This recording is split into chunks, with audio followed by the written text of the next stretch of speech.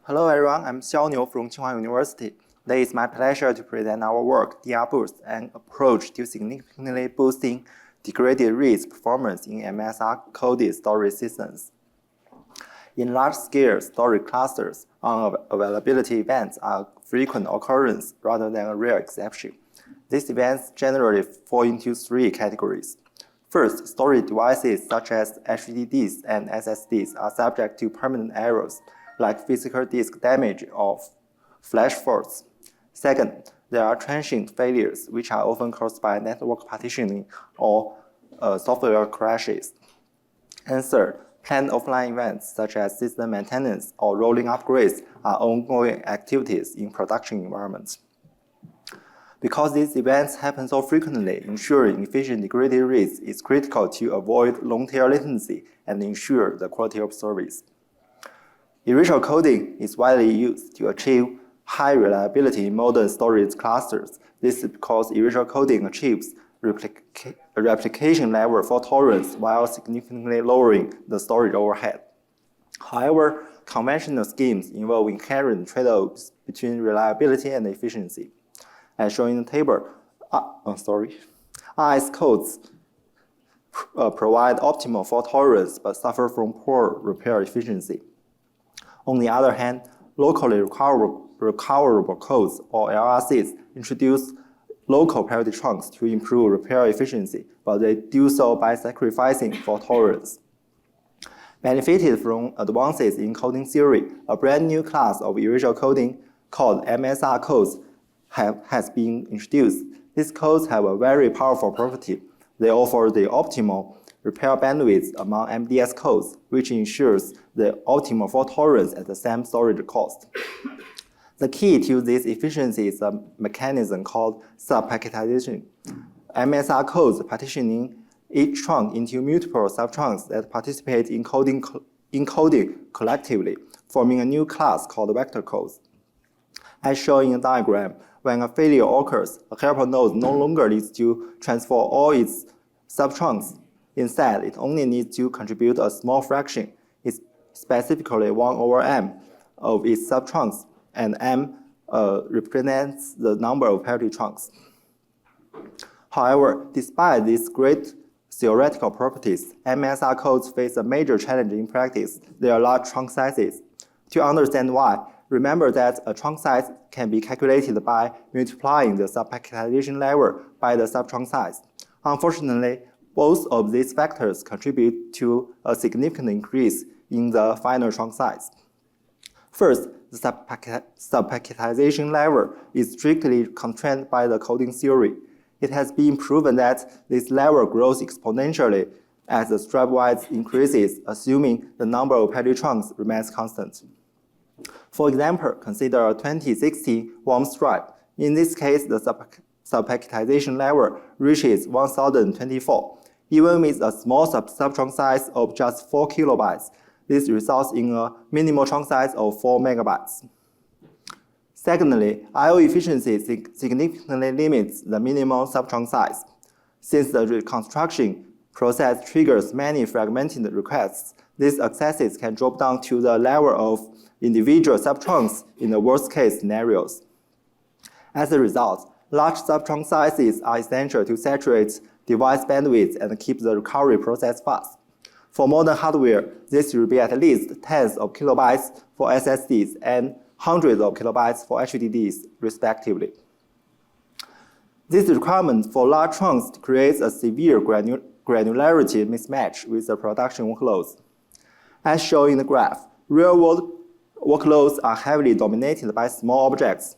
For example, in Alibaba Cloud's object service, 90% of objects are smaller than 400 kilobytes. We observed similar trends in traces from IBM and Facebook as well. On the other hand, MSR codes demand large chunks to remain efficient. Looking at the table, for a typical 2060 configuration, the chunk size reaches 16 megabytes for SSD and 256 megabytes for HDDs. This means a single object often cannot occupy an entire chunk. Unfortunately, existing works fail to handle degraded reads efficiently since they always treat the degraded reads as a specific form of full trunk recovery, overlooking the importance of partial trunk reconstruction. As shown in the figure, the degraded read performance rises by up to 2 orders of magnitude compared with normal reads, significantly harming service quality. To solve this problem, we must first address 3 key properties of MSR codes that make efficient degraded reads so challenging.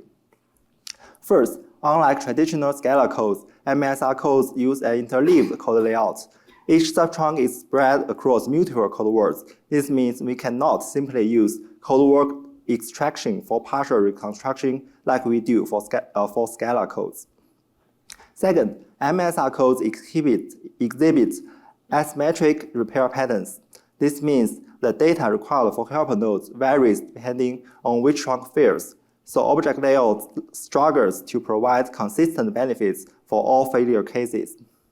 And finally, they involve fragmented access patterns. If these fragmented patterns are overlooked during layout design, the overall I/O efficiency will be severely compromised. To overcome the challenges of MSR codes, we propose DRBoost. The core design of a rationale is to decouple the coding and story layouts for object management. On one hand, the coding layout provides the flexibility we need to integrate MSR-specific optimization techniques. It is responsible for performing linear transformations with the generator metric, allowing us to theoretically minimize repair bandwidth during object reconstruction. On the other hand, the story layout manages how data blocks physically organized and handles direct interactions with storage devices. By isolating these hardware-level operations, it ensures that complex coding logic never degrades coding-irrelevant system performance. Our first technique is partial trunk reconstruction with data reuse. As we see, MSR codes are composed of several substripes, each of which possesses independent fault tolerance. As shown in the figure, if node D3 suffers a failure, its yellow subtrunk can be efficiently repaired using only the other yellow subtrunks from the same substrap 1, without touching any unrelated data. Therefore, instead of a full trunk recovery, DRBoost only reconstructs the data via selected substraps that contain the required objects. To further reduce repair bandwidth, we introduced 2 data reuse schemes. This allows us to be very selective about which substraps we use for reconstruction. Let's first look at this example. The blue subtrunks represent our target objects. If data node 3 fails, we must trigger a degraded read to recover the lost parts of that object. The first scheme is substrap reuse. This allows multiple lost subtrunks to be reconstructed at the same time using the same set of helper subtrunks from the same substrap. As shown in the figure, the 2 yellow subtrunks can be repaired together by fetching only the necessary subtrunks from substrap 1. The second scheme is request reuse. The idea is that the heresy portion of the requested object can also serve as the helper subtrunk for reconstruction. In this figure, notice the 3 heresy green subtrunks inside the blue box. They play 2 roles at once. They are both the data being requested and the helper data for construction. By combining these 2 reuse schemes, we design a 2-step, lightweight, and highly efficient algorithm for partial trunk reconstruction. Next, we introduce the second technique, the reconstruction-friendly coding layout. Even though our partial trunk reconstruction algorithm provides clear benefits, the gains are still limited if we simply adopt traditional object layout strategies, which are native to scalar codes. This limitation stems from 2 main reasons. First, in MSR codes, substraps overlap with each other. If you look at the substrap indices on these subtrunks, you can see that most of them are shared by 2 different substraps. This overlapping structure means that we cannot simply place objects into dedicated substraps one by one.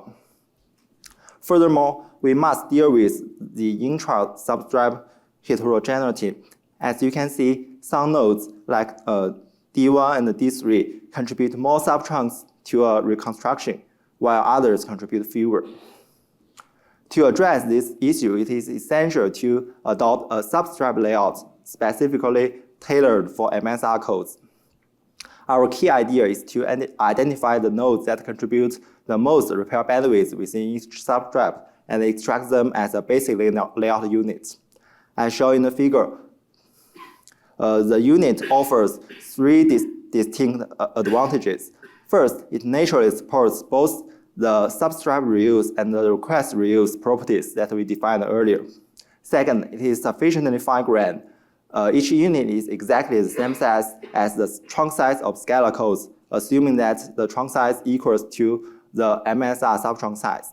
And third, this basic layout unit can cover the entire stripe completely with no duplication or no omission. Furthermore, since there is still a size gap between the basic layout unit and the full stripe, we propose a tiled layout structure. This allows us to better accommodate intermediate-sized objects and boost their performance. First, we introduce the balanced layout unit. The goal is to ensure a uniform distribution of subtrunks across all nodes to maintain load balance. Second, we have the reuse optimal layout unit. This is a highly efficient group that requires no actual helper data from other nodes when constructing any lost trunks from any failed nodes within the unit. As shown in the diagram, this hierarchical approach bridges the gap between the small layout units and the stripe size, ensuring that repair efficiency for varying size objects.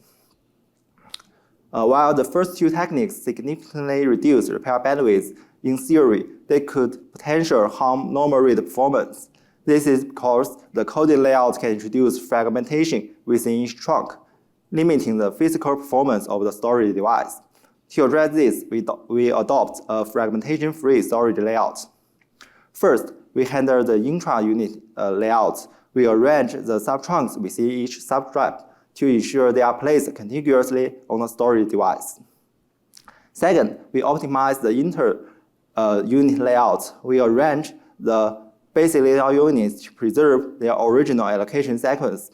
This ensures that subtrunks from the adjacent stripes are also placed sequentially. After generating the storage layout, we take additional steps to minimize the system overhead required to maintain the two separate layouts. First, to ensure the metadata efficiency, we use deterministic mapping tables for bidirectional translation.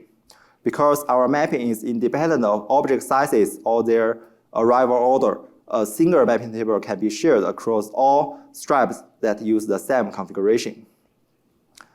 For example, in a typical 2060 clay code configuration, the table requires only 128 kilobytes of memory. We believe this is a very acceptable overhead.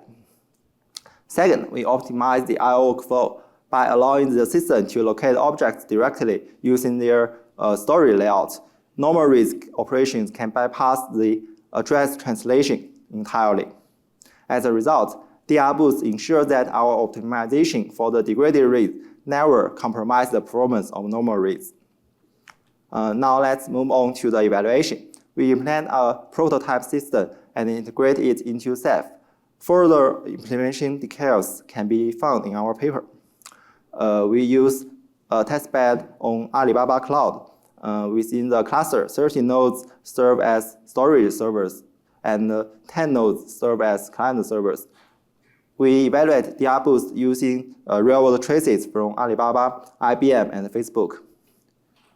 By default, we use a 2060 clay code configuration and compare the performance of standard Ceph and against Ceph enhanced with DRBoost. For overall performance, DRBoost achieves significant latency and I/O reduction across all traces. Specifically, DRBoost reduces the degraded read latency by 2.45 to 89.2 times. It also reduces the amplification ratio by 24.6 to 557 times. Next, looking at the individual contributions of each technique.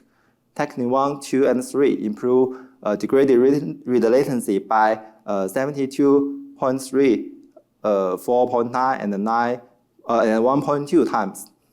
Regarding to normal read latency, our results show that the separation of coding and story layout is essential. It allows DRBoost to enhance the degraded read performance without introducing any adverse impact on normal read performance.